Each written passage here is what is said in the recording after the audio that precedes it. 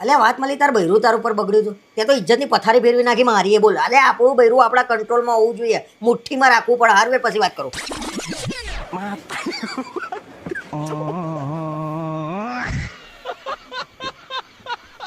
હું શું કહું આજે આપણે બરફ ખાવા જઈએ અલે હરખો ઉનાળો તો ચાલુ થવા દે તારો બરફ ચાલુ થઈ ગયો ઉનાળો ચાલુ નહીં થયો અને એસી ચાલુ થઈ ગયા અને મારા બરફમાં ઉનાળો ચાલુ નહીં થયો અલ્યા ભાઈ ના ખવાય બરફ એમાં ગંદુ પાણી આવે શરીર બગડે બકા અત્યારે તો આરોના પાણીએથી મળે છે બરફ આ તારા માટે આરુનો પાણીનો બરફ લઈને આવે છે ને એટલે હારું તારા માટે અને પાછું એમાં સેકરીને આવે ખાંડ આવે એટલે વધારે બગડે છે અરે સુગર ફ્રી ખાવાનું ને આપણે પણ સુગર ફ્રી બરફ ખવાતો છે એના કરતા ના ખાવો આરો ખાંડ વાળો ખાવાની દેવાનું સુગર ફ્રી ખાવાતો હશે નાટક બધી રીતે ચાલુ હોય કેમિકલ વાળા કલર ને બલર ને બધું એ બધું અત્યારે તો નેચરલ મળે છે તરબૂચના ટુકડા હોય દ્રાક્ષ હોય અંદર પછી કેરીના ટુકડા હોય નેચરલ ખાવાનું આપણે 5 કિલો તરબૂચ ઘેર લાઈન સમારીને ટુકડા કરીને ખાઈ લો ને બકા આ બધું કર્યા વગર તમારે ના લઈ જવાના હંમેશા નાટક જ હોય હવે તમે એસી ચાલુ કરો તમારે બહાર જ ઊંઘવાનું આપણે એસી ચાલુ નહીં કરવાનું શરીર દુખાય એટલે એસી ચાલુ નહીં કરીએ આપણે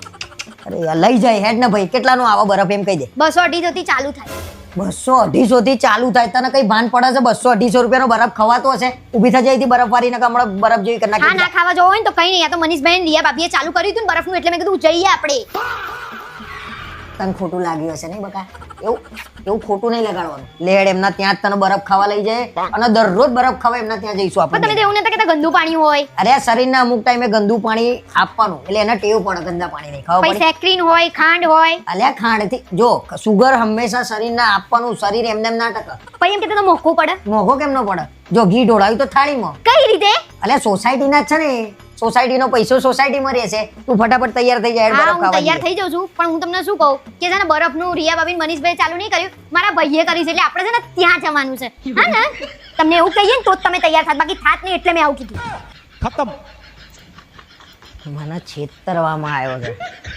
તમે આખા ગામના ક્ષેત્રો છે એ કઈ નહીં પણ આવું જુઠ્ઠું તો ના બોલાય ને હવે જુઠ્ઠા નાચા વાળી હેડો ને ફટાફટ ઉભા થાવ આંખો બંધ કરીને બેહી રહ્યા પેલા વાંદરા જેવા લાગો છો પકોડી ખાઈને આયા પછી તમે કેમ મલક મલક થાવ છો અલ્યા ક્યાં મલક મલક થઉં છું તમારા થોબડા ઉપર દેખાતું નહીં અલ્યા પણ મને ખબર પડી ગયેલી બોલ કા છોકરી મળી છે ક્લાસની મારા તું મારા જોડે ઝઘડો કરે ક્લાસની છોકરી મળી હતી એટલે નહીં તમને ગમતી છોકરી મળી હતી ને એટલે મને કીધું મને ગમતી હતી તમે જ મને પહેલા ફોટો બતાવીને કીધું તું કે મને આ છોકરી ગમે છે એમ હા તો એ વખતે ગમતી હશે હવે તો નહીં ગમતી ને હવે કોને કીધું ગમે છે હવે ગમતી હોય કોને ખબર પણ હવે ના ગમે મેં તારા જોડે લગન કર્યા હવે તું મને ગમું છું એ નહીં ગમતી હા તો હું તમને ગમું છું તો એના જોડે કેમ હસીન વાત કરતા હતા અલ્યા એ મારા જોડે હસીન વાત કરત મારા એના જોડે હસીન વાત ના કરવી પડે એ જ ને એ તમારા જોડે કેમ હસીન વાત કરતી હતી મારા જોડે એવી રીતે વાત કરતી જાણે મેં એનો ઘરવાળો ના લઈ લીધો હોય અલ્યા બિચારી પરણેલી નહીં એને ના ખબર હોય કેવી રીતે વાત કરવી બિચારી એ તો પરણેલી નહીં તમને પરણા વગર ના કરશે અને પાછી શું કે કારણ તું તો બહુ મોટો થઈ ગયો તું નહીં થઈ ગઈ ટ્રેક્ટર જેવી પણ તારા પકોડી ખાવાનું ધ્યાન રાખવાનું તું કે અમાર બેની વાતોમાં હા તો તમારે બે પકોડી ખાવાનું ધ્યાન રખાય ને એકબીજાને શું લેવા ભાઈ અમે સ્કૂલમાં જોડે ભણતા હતા તો સ્કૂલની વાતો કરતા હતા સ્કૂલમાં તો આખી દુનિયામાંથી બે જણા એકલા ના પડતા હોય એવી રીતે વાતો કરતા હતા શીખવા ભણતા હતા લોકોને ભણાવતા હતા પણ તું સ્કૂલની વાતો ખોલી સ્કૂલમાં તમે જ મને એવું કીધું તું કે આખી સ્કૂલ મને એના નામથી બોલાવો વાહ અલ્યા પણ નાના છોકરાઓ હોય ને એ આવી રીતે તમે મને એવું બી કીધું તું કે એને મારા માટે એકવાર પથરી મારી હતી થોડી વધારે દબાઈને મારી દેવી હતી ને અલ્યા પણ તું શું લેવા એ બધી વાતો ખોલું છું મને એ નહીં સમજણ પડતી બોલ શું લેવા ના ખોલું આ ખાતા ખાતા જુઓ તો બે ધ્યાન દઈને પકોડી થી બગાડી પેન્ટ તમે આ તો ધોવાઈ જશે કાલ સવારે હા તો એના જ આવજો હું કઈ નોકરી નહીં ધોવા માટે યાર આ લગન પછી છે ને બૈરાઓને કશું જૂનું ના કહેવાય લોહી પી જાય આ તો શું લેવા કીધું મેં કીધું તું કહો એમ હા એ કીધું તું પીધું તું કર્યા વગર નીકળાઈ થી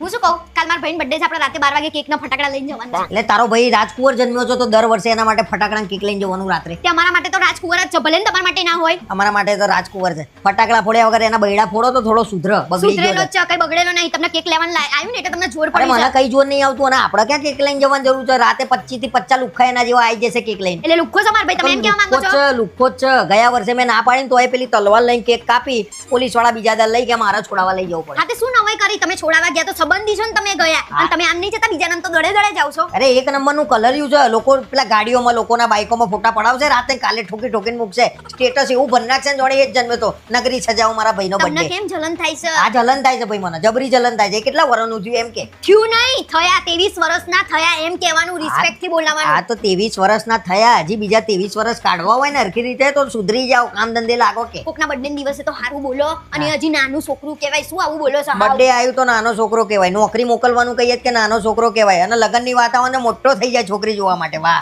જોરદાર તમારે આવવાનું છે કે નહીં કેક વાળાનું બંધ થઈ જશે આ તો- અને મેં એના માટે ગિફ્ટ લીધી છે હોનાની વીટી તોલાની ઓહો તને કઈ ભાન છે લે હોનાનો ભાવ ખબર છે તને તે ભાવ ખબર છે તો મારા પૈથી વધારે નહીં હોનાનો ભાવ વેચી આવશે આવતા મહિને વીંટી વેચી આવશે એમ કે છે ખોવાઈ ગઈ એક નંબરનો ચોર છે એવો યાર. એવો કઈક ગોડો નહીં તે વેચી આવશે આમને તો હાવ બુદ્ધિ નહીં આવવાનું છે કે નહીં તો હું જાઉં અરે મારા નહીં આવું ભાઈ તું તાર વીંટી બીટી લઈ રિક્ષા ભરીને ફટાકડા બધું કેક લઈને નીકળજે અને મારી આગળ ઊભી થા ચાલ. મને ખબર છે કે તમને જલન થઈ અરે મને બળી ગઈ જબરી કાળી મેચ થઈ ગઈ નીકળજે. આ દેખાય જ છે જોવા તો જોઈ નહીં એકતા એક કેવી વરાના તોલાની છોકરાનું વીંટી સોનાની વીંટી લાવી છે બોલો બર્થડે ઉપર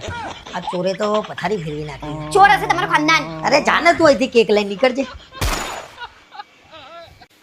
શેની મીટિંગ હતી સોસાયટીમાં આજે? અલ્યા બધા ભેગા થઈને કે કરણભાઈ તમે ચેરમેન બને ને ત્યારથી મજા પડી ગઈ છે તો આ વખત ઉનાળામાં કે ક્રિકેટ નાઇટ ટુર્નામેન્ટ ગોઠવી નાખો સોસાયટીમાં. નવું નાટક ચાલુ થયું જેવો ઉનાળો આવ્યો નહીં નાટક ચાલુ થયા નહીં હજી તમારું પેલું ભાંગનું પત્યું નહીં અલ્યા પણ બધાએ કીધું કે ક્રિકેટ રમવી છે તો મારે ના પડાય મેં કીધું રમો. આ તો ના પાડી દેવાની એ બધાને કે તમારે કરવું હોય તો કરો અમારે નહીં રમવી આ તો મેં એમ જ કીધું પણ ચેરમેન છું એટલે મને પૂછવા તો આવે કે ના આવે. ચેરમેન શું એટલે રાજીનામું આલ દો એટલું અરે બધું આલ દો. રાજીનામું હાલવા ના દે એ લોકો ભાઈ એટલો પ્રેમ છે મારી ઉપર વાત કરે છે. પછી તમારું નામ દેશ આખી સોસાયટી કે કરણભાઈ જ્યારથી ચેરમેન બને નવા નવા નાટકો ઊભા થયા છે અરે ભાઈ જેને જેમ કેવું હોય એમ કે બરોબર એ લોકોએ મને કીધું મને જેમ સારું લાગ્યું એમ મેં કીધું ભાઈ રમજો ક્રિકેટ. અને તમે આ બધા નાટક કરો ને પેલો રોહિત તો પહેલો તમારા જોડે લડવા આવશે અરે લડવા આવત આ વખત બધાએ નક્કી કર્યું છે કે જો એ આડો થાય ને તો એને આડો પાડીને સોસાયટી મારવાનો. હવે કોઈ ઊભું નહીં રહેતું તમારા જોડે લડવામાં મને નહીં ખબર અરે યાર તારે બધા ક્યાં પડવાનું છે પણ એ અમારે જોવાનું અને છે ભાઈ. તમારી આ ઉંમર છે દડા બે ટીચવાની આ તો અમે થપ્પો રમ્યા ભાઈ નાના કીકાન જેમ. આ તો થપ્પો રમો તોય હારું આ શરીર ઉતરે તમારું આ બોલે તો જેવું ક્રિકેટમાં શરીર ઉતરે એટલા માટે તો નક્કી કર્યું છે બધાએ.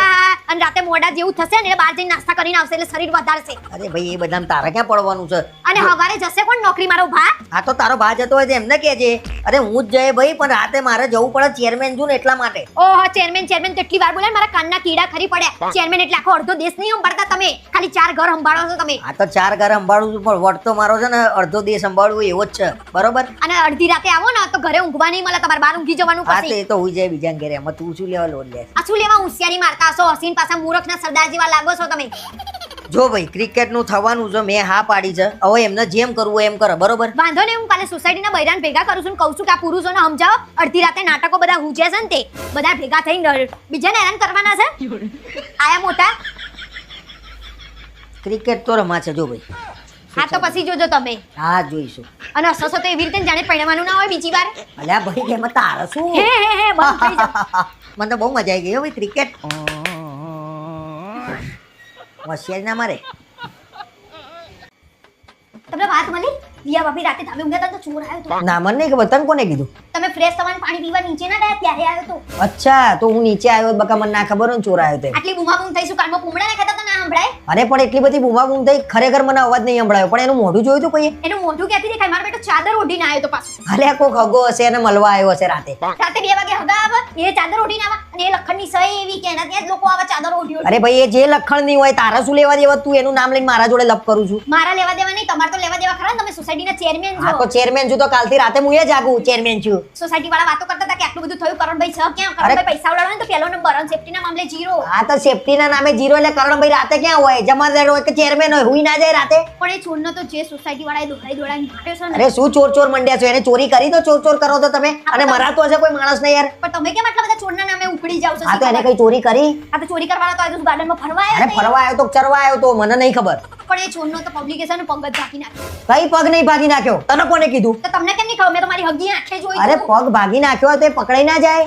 એ વાત તમારી બરાબર પણ જેવું રિયા ભાભીનું નામ આવ્યું ને કે મને તેમ લાગ્યું તમે જ કંઈક કર્યું પાક્કું. આ તો હું જ હતો ભાઈ એ ચોર નતો હું જ હતો બરોબર. રિયા ભાભીના ઘેર કઈ બી થાય એટલે મારું નામ હું જ છું. શંકા તો જાય જ ને તમે ક્યાંય હતા જ નહીં બાકી તમે પહેલા આવી જાઓ હું ઘેર હતો ભાઈ. એટલે એમ કહો મનીષભાઈ નતા નહીતર એ છોડનું છે ને ચામડું ઉતેરી નાખત. હા ભાઈ એ મનીષભાઈ ડોણ ખરા ને એટલે બધું ઉતારી નાખે ચામડું બામડું. તું હું કાલ જમાદારને કહી દઉં છું જાગશે બરોબર તું અત્યારે લમણા ના લઈ માર જોડે. અને ફ્રીજમાં શું કલાકના ખજાનો હોતી રહેશે શું આઈસ ખબર? પેક કાઢિયાલ મને હવાનો પગ દુખે છે બહુ. તમારા કોને ટાંટિયા ભાગી નાખ્યા પાછા એ મારો ટાંટિયો કોઈ નહીં ભાગે મને નસ ચોટી ગયો એવું લાગે છે બરોબર તું લમણા ના લઈ આવ. હા, તમારી નસો ક્યાં ચોટી છે મને નહીં ખબર એ તો કાલે છોડનું મોઢું છે જ દેખાયું નહીં બાકી હું એનો કોઈ શરીર તોડી નાખત શું શરીર આ તોડી નાખવું તું ને તે તો તમે ગયા ના હોત ને